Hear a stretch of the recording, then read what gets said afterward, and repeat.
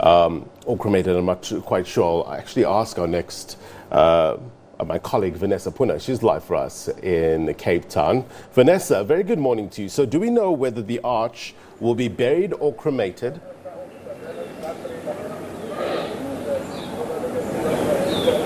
Blaine, yes, good morning to you. We do know indeed that the arch will be cremated and his mortal remains will then be interred here at the St. George's Cathedral, of course, his spiritual home.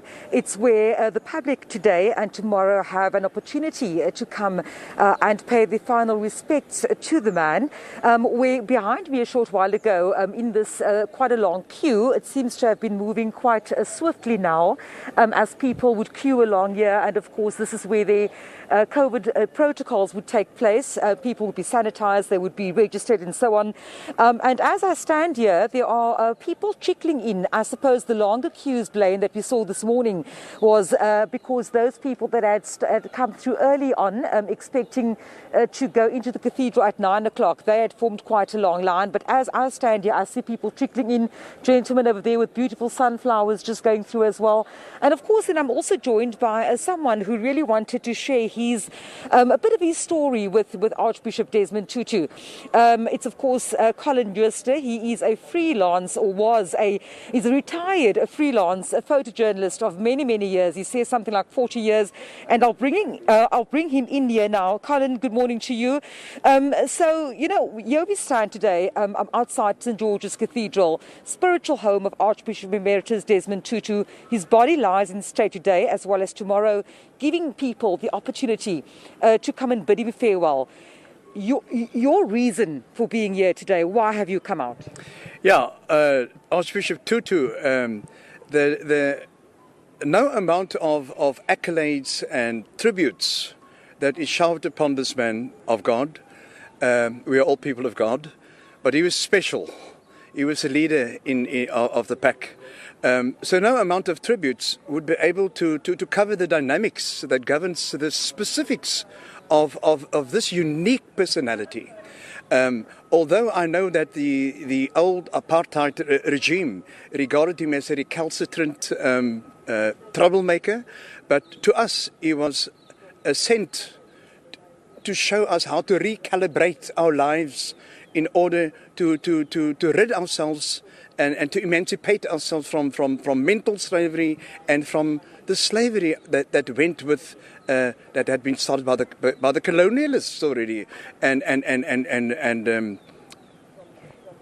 sent forth by the apartheid regime. Colin, so I suppose as a photojournalist of so many years, you would have had many opportunities to photograph the arch. You were telling me off camera just now, you know, as Vice Chancellor or Chancellor of the University of the Western Cape, you often would you would be there and take pictures of those processes unfolding. Tell us a bit about your memories of Arch, and of course in his humorous way, yeah, what you would have experienced taking pictures of him in that setting.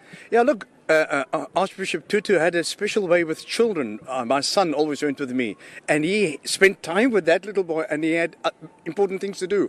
At the end of every diploma ceremony or graduation at UWC, Uncle Arch would say the following in Afrikaans: Hierdie gradeplegtigheid is vandag. And all the academics would be rolling with laughter, because it actually means, for those who cannot understand Afrikaans, this graduation ceremony is suspect. Yeah, that was one. And then, of course, what stands out to me is, let me first digress a bit. One of my daughters spent a year with him worshipping in retirement as a minister, as a bishop, in his local congregation in Milnerton. And she said what struck her forcibly was this man's humility, that he would enter from the back of the church and would go through all the pews and would greet every single parishioner by hand until he gets to his seat in the front. And that was to her phenomenal.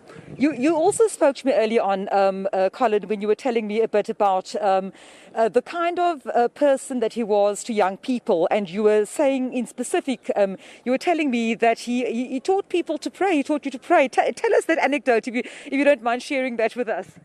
Well, You see, there comes a time in everyone's life that you feel, who am I speaking to? My praise doesn't even reach the clouds. And I'm tired of praying.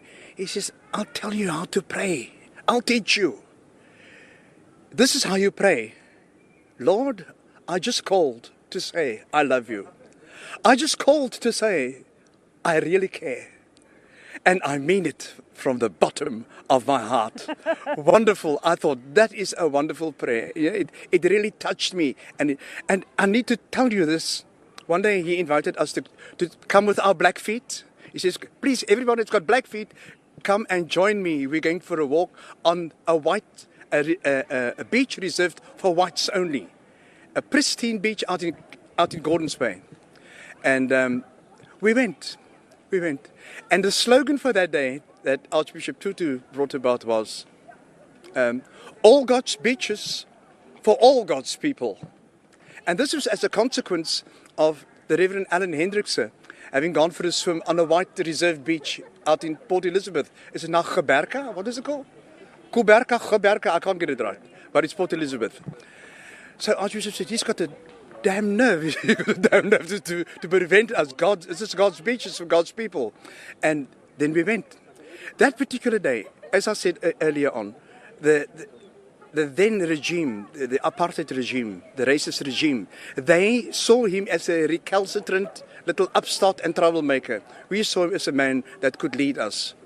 They brought in helicopters, police vans, the army. They brought in, I tell you, you name it, they had them there. And dogs to keep us off that white beach. But we went onto that white beach in Gordons Bay with our black feet. But there was a miracle happened that day. That white sand did not turn black, and neither did the blue waters turn black.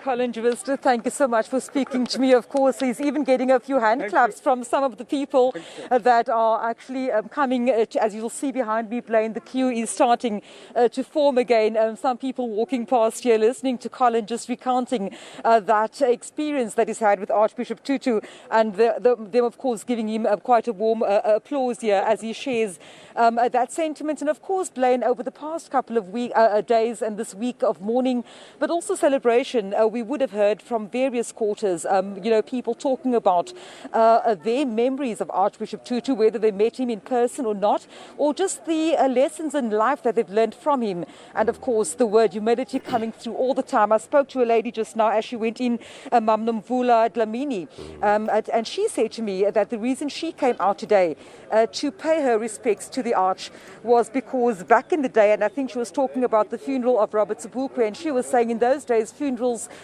tended to be very volatile in terms of the apartheid regime and the violence that sometimes broke out there. And she says along came the Archbishop Desmond Tutu in his purple robe and immediately was able to calm the crowds. And of course that speaks volumes to the kind of person he was, one of the qualities that embodied in him, a peacemaker. And she telling us a short while ago that that's her experience and why she decided then also, Blaine, today to come out on this first day of the Archbishop Emeritus Desmond Tutu lying in state here behind me at St. George's Cathedral in Cape Town. And of course that ahead of his funeral that is due to take place this coming Saturday. That's such great insight there, Vanessa. And also when you pray, channel your inner Stevie Wonder. I just call to say I love you. Great reporting. We'll touch base with Vanessa in a short while. Now, memorial services for the late Archbishop Emeritus Desmond Tutu will be held in churches across the country today ahead of the official funeral on Saturday. The